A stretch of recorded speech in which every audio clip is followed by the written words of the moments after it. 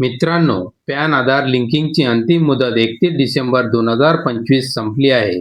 आता 1 जानेवारी 2026 पासून ज्यांचे पॅन कार्ड आधार कार्डशी लिंक नाही त्यांना मोठ्या आर्थिक आणि कायदेशीर अडचणींना सामोरे जावे लागणार आहे.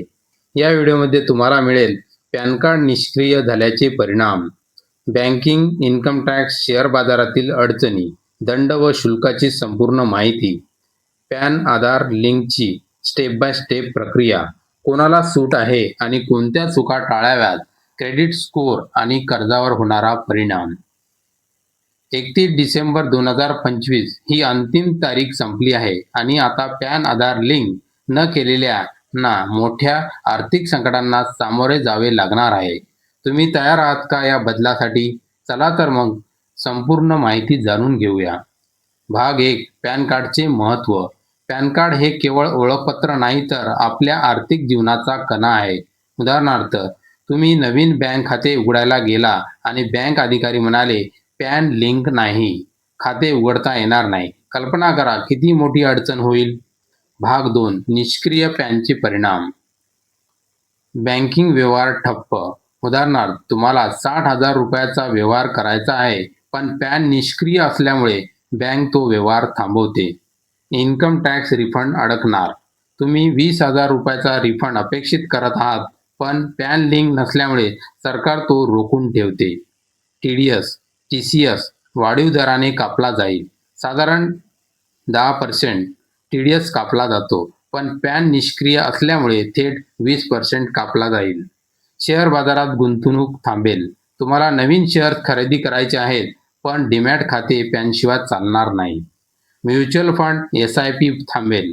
दर महिन्याला 5,000 रुपयाची SIP चालू आहे, पण पॅन निष्क्रिय झाल्यामुळे ती थांबेल.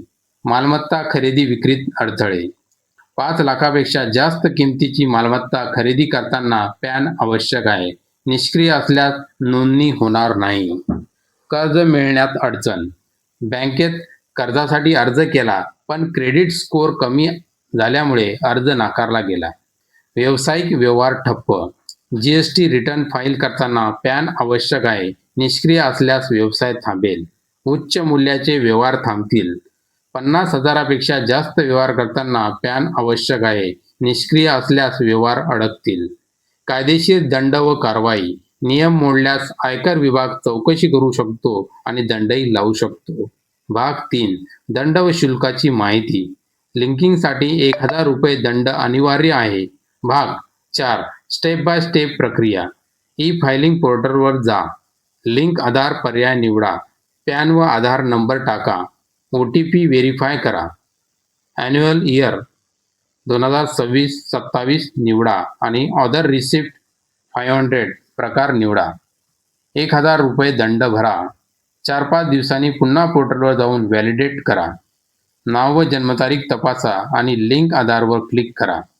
भाग 5. कोणाला सूट आहे? 80 वर्षावरील नागरिक, नॉन रेसिडेंट, आसाम, मेघालय, जम्मू काश्मीर रहिवासी.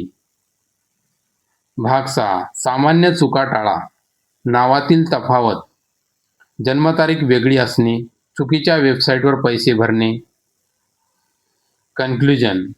पॅन कार्ड निष्क्रिय होणे म्हणजे केवळ तांत्रिक समस्या नाही, तर मोठी आर्थिक अडचण आहे.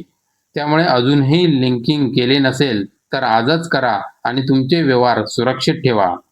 हा व्हिडिओ आवडला असेल तर लाईक करा, शेअर करा आणि सबस्क्राईब करायला विसरू नका.